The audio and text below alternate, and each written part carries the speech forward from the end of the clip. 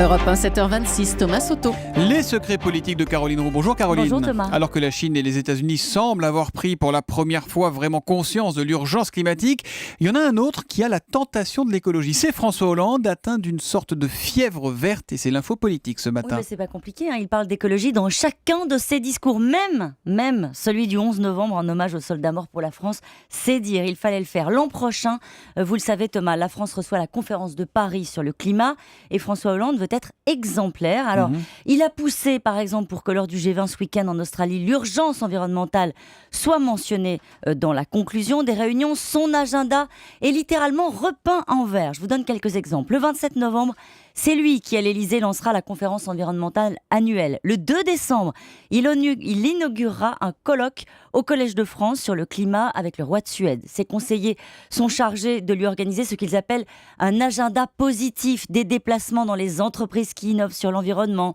qui montrent aussi des communes exemplaires en matière de transition énergétique. Il y aura aussi des voyages symboliques dans des zones du globe touchées par le dérèglement climatique, comme le Sahel par exemple.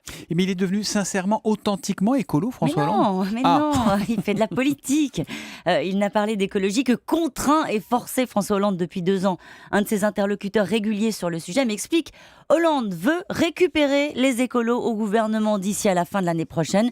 L'objectif, vous l'avez compris, c'est surtout d'empêcher une candidature Europe Écologie Les Verts en 2017. Et pour ça, il devra se réconcilier avec une certaine Cécile Duflot. Je sais qu'elle nous écoute souvent, donc si avec le hashtag un matin, elle veut nous dire si elle croit au virage vert de François Hollande, on est preneur.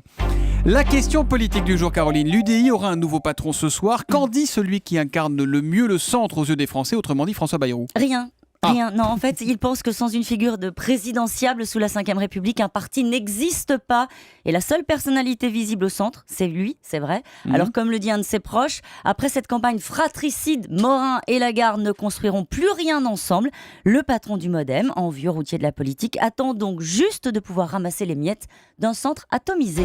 Et puis, on va en entendre parler, Caroline. On va en entendre parler 5 mois avec Jean-François Copé. Une équipe de France 2 l'a suivi depuis qu'il a quitté la présidence de l'UMP. Le documentaire de 40 minutes sera diffusé le 27 novembre, juste avant l'élection du nouveau patron de l'UMP. Il sera le 29. Petit message à tous ceux qui pensaient l'avoir écarté pour de bon. Les secrets politiques de Caroline Roux tous les matins à 7h25 sur Europe 1. À demain, Caroline. À demain.